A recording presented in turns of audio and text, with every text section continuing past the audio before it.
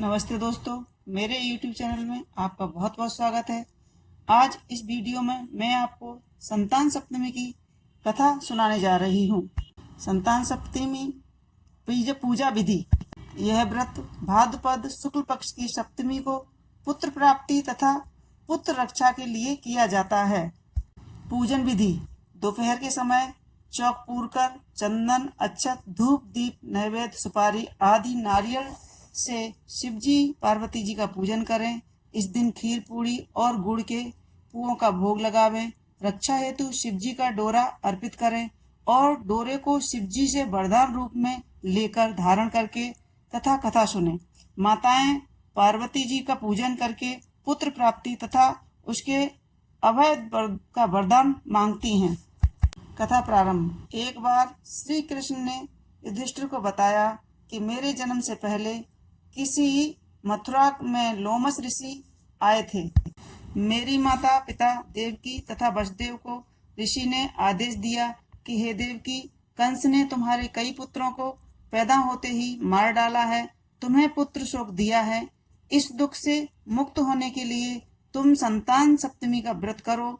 देवकी ने पूछा, हे मुनिवर, मुझे व्रत का पूरा विधान और विधि बताइए। लोमस ऋषि बोले, नहुष अयोध्यापुरी का प्रतापी राजा था। वह विष्णुदंत नामक ब्राह्मण भी रहता था। उसकी पत्नी का नाम रूपवती था। रानी चंद्रमुखी तथा रूपवती में परस्पर घनिष्ठ प्रेम था। एक दिन वे दोनों सरयू में स्नान करने गईं। वहां और भी स्त्रियां स्नान कर रही थीं। उन्होंने वहां मंडप बनाकर पार्वती सहित शिवजी की प्रतिमा बनाकर विधि पूर्वक पूजन किया। उन स्त्रियों से रूपवती ने पूजन का नाम तथा विधि पूछी। स्त्रियों ने बताया कि हमने पार्वती सहित शिवजी का पूजन किया है।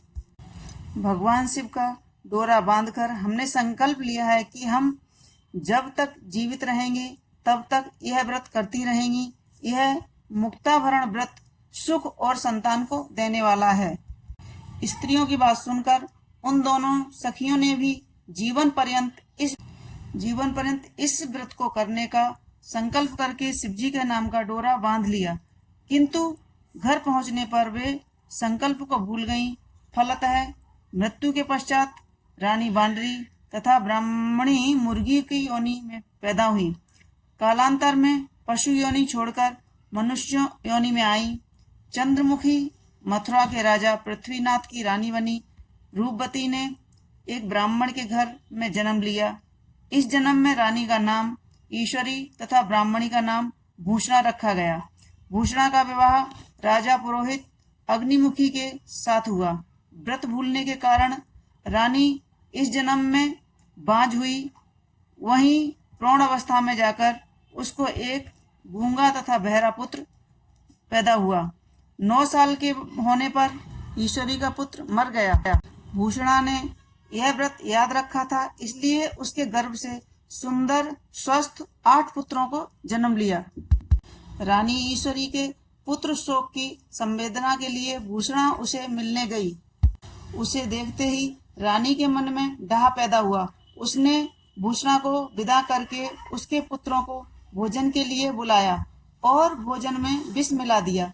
परंतु भूषणा के व्रत के प्रभाव से उसे उसका बाल भी बांका न हुआ।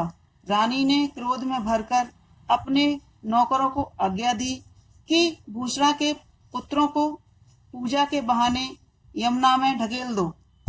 भूषणा के व्रत के प्रभाव से उसके बालक इस बार भी बच गए। परिणामतः रानी ने जल्लादों को बुलाकर आज्ञा दी कि ब्राह्मण बालकों को वध स्थल ले जाकर मार डालो। जल्लादों के बेहद प्रयास करने पर भी बालक मर न सके। यह सुन रानी को आश्चर्य हुआ। उसने भूषणा को बुलाकर पूछा कि किस कारण से उसके बच्चे नहीं मर पा रहे हैं। तब भूषणा बोली, आपको क्या पूर्व जन्म की बात स्मरण नहीं है? भूषणा बोली, क्या? मुझे तो कुछ स्मरण नहीं है। तब उसने बताया कि पूर्व जन्म में तुम राजा नहुष की रानी थी और मैं तुम्हारी सखी। हम दोनों एक बार भगवान शिव का डोरा बांधकर संकल्प किया था कि जीवन पर्यंत संतान सप्तमी व्रत को किया करेंगी, किंतु दुर्भाग्यवश हम भूल गईं और व्रत की अवहेलना होने के कारण विभिन्न योनियों में जन्म लेती हुई अब फिर इस मनुष्य जन्म को प्राप्त हुई हूँ। अब मुझे इस बात की याद हो गई आई थी, तो मैंने व्रत किया। उसी के प्रताप से मेरे पुत्रों की आप चाहकर भी नहीं मरवा सकी। यह सुन रानी ईश्वरी ने भी विधि पूर्वक यह संतान सुख देने वाला मुक्ताभरण व्रत रखा। तब व्रत के प्रभाव से रानी पुनः गर्भवती हुई और सुंदर बालक उत्पन्न हुआ। इसी समय से पुत्र प्राप्ति और संतान की रक्षा निमित्त इस व्रत का अत्यंत प्रचलन हुआ। आइए सुनते हैं दुबड़ी सातय की कथा। दुबड़ी सातय की पूजा करें। दुबड़ी सातय को एक पटे पर मिट्टी से माढ़ें, उस पर जल, रोली, दूध, चावल, बाजरे के आटे से घी, चीनी मिलाकर लड्डू बनाकर चढ़ाएं। दक्षिणा मोठ बाजरा चढ़ाओ। मोठ बाजरे का बायना निकालो। बायना निकालकर सास के पैर छूकर दें और अपनी बेटी को बायना भेज दें। और दुबड़ी सातय की कहानी सुनो। यदि किसी बेटी का ब्याह हो तो उसका भी उज्जवल कराओ। एक थाली में भींगा हुआ मोठ बाजरे की 13 कुंडी करके उसके ऊपर एक साड़ी ब्लाउज रखकर हाथ फेरकर सासू के पैर छूकर देना चाहिए। कथा प्रारंभ। एक साहूकार के 7 बेटे थे। जब वह अपने किसी बेटे का विवाह करता, उसी समय उसका बेटा मर जाता था। इस प्रकार उसके 6 बेटे मर चुके थे। इससे छोटा बेटा बाकी था। एक दिन की बात है कि छोटे बेटे की विवाह की बात चली। शादी तय हो गई। रिश्तेदारों को न्योता भी भेज दिए गए। जब इसकी बुआ आ रही थी तो उसे रास्ते में एक बुढ़िया मिली। वह चक्की में से आटा पीस रही थी। वहाँ लड़के की बुआ बैठ गई। बुढ़िया बोली, बेटी तू कहाँ जा रही है? उसने बताया, मैं अपने भतीजे के विवाह में जा रही हूँ। बुढ़िया बोली, वह तो घर से निकलते पर दरवाजे से दबकर मर जाएगा, मगर वहाँ भी बच गया तो रास्ते में बारात रुकेगी, वहाँ पेड़ से गिर जाएगा। अगर वहाँ भी बच गया तो ससुराल के दरवाजा गिर जाएगा और वहाँ पर दब के मर जाएगा। अगर वहाँ भी बच गया तो 7वीं भावर पर सर्प काट लेगा और वह मर जाएगा। यह बात सुनकर लड़के की बुआ कहने लगी, माँ बचने का कोई उपाय है? तब बुढ़िया बोली, है तो सही, परंतु कठिन बहुत है।